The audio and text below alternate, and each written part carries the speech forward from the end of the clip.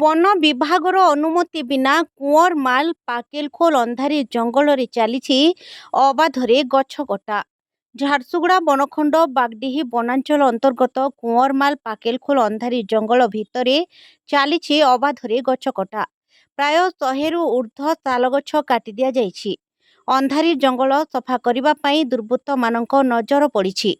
କାହାରିକୁ ଖାତିର ନ କରି ବନ ବିଭାଗର ଅନୁମତି ବିନା ଗଛ କଟାଯାଇଛି। ଏକ ପେଡ଼ ମାଁ କେ ନାମରେ ବହୁ ଗଛ ଲଗାଯାଇ ଫଟୋ ଉଠାଉଛନ୍ତି।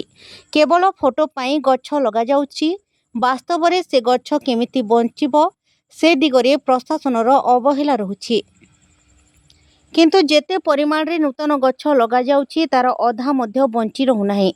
ଅନ୍ୟପଟେ ପୂର୍ବରୁ ଥିବା ବଡ଼ ବଡ଼ ଶାଳ ଗଛଗୁଡ଼ିକୁ ମଧ୍ୟ କାଟି ଦିଆଯାଉଛି, ଯାହାକି ଚିନ୍ତାର ବିଷୟ।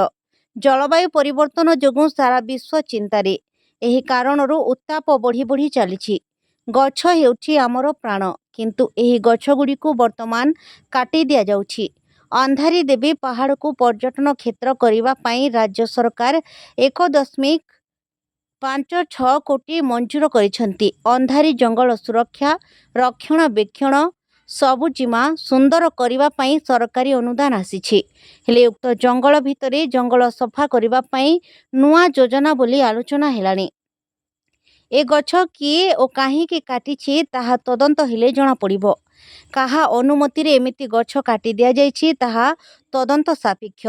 ଏନେଇ ବାଗଡିହି ରେଞ୍ଜର ବନ୍ଦନା ପଶାୟତଙ୍କୁ ପଚାରିବାରୁ ବିନା ଅନୁମତିରେ କେହି ଦୁର୍ବୃତ୍ତ ଗଛ କାଟିଥିବା ସ୍ୱୀକାର କରିଥିବା ବେଳେ ୟୁଡି କେସ୍ ନମ୍ବର 1/26 ରେଜିଷ୍ଟର କରାଯାଇ ତଦନ୍ତ ଚାଲିଛି ବୋଲି କହିଛନ୍ତି।